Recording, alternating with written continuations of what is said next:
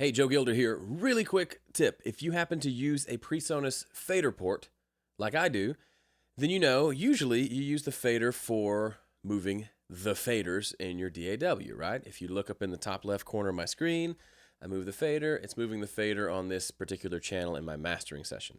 Now, for mastering, that's not super helpful, but I'm mastering this song today.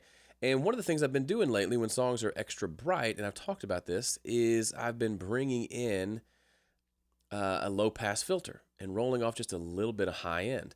Sometimes it's nice to roll it way back and to just bring it up to a point that feels about right and then stop there.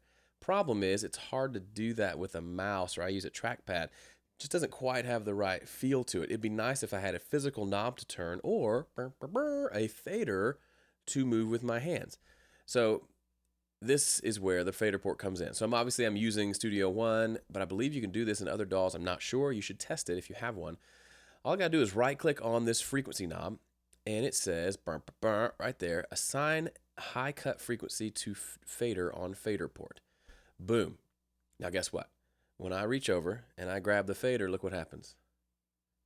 The fader moves the actual cutoff frequency of the low pass filter.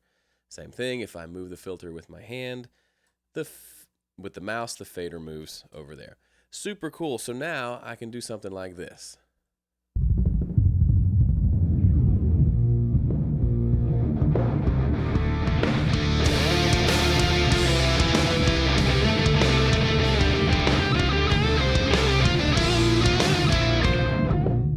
And I can move it around till I find that spot where it's just taken off a little bit of that extra crispiness without really affecting the overall tone of the master.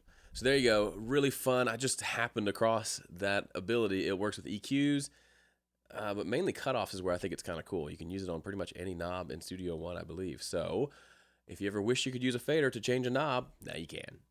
Later. Later, fader.